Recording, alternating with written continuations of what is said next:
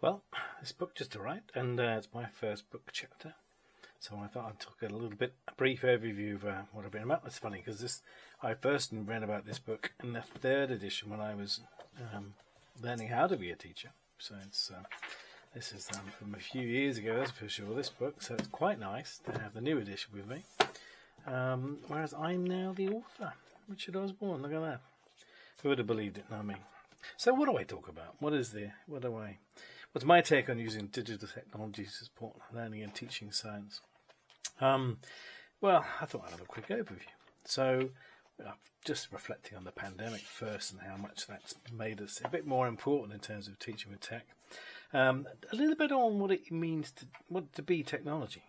So, I'm going to talk about the ecological perspective. This is Bronfenbrenner's ecological systems theory, and it locates the teacher within, and the student for that matter, within wider spheres of influence, and all these filtered down to change how you can and cannot use technology.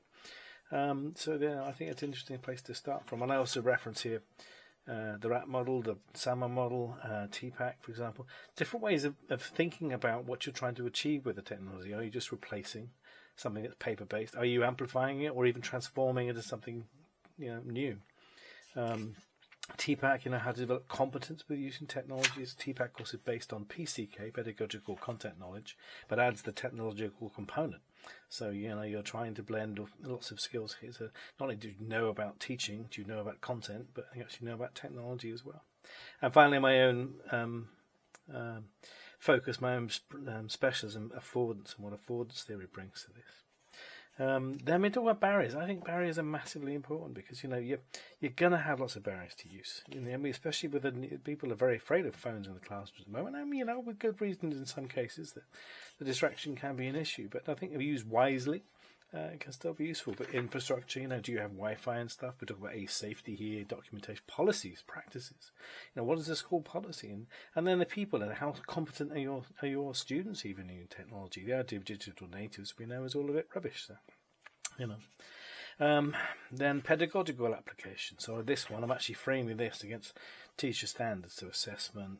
We talk about collaboration, investigating, motivating. The key things you have to worry about as a teacher, and how different technology like Plickers might fit in. Plickers is an odd one, for example, because that doesn't use any student technology. So in the current climate, that's maybe more useful. So only the teacher needs a mobile phone. They can scan the room, and the students hold physical cards to show their responses to a quiz question. Useful one, that one. Anyway, and then we go on to future thoughts, a bit about AR and VR, even AI in here. As I say, the AI thing is constantly moving, so as I say here, it's not something I dwell on in such a short chapter. And there you go. That's my contribution to this book, which hopefully will support many new teachers in how to use digital technologies to support learning and teaching science.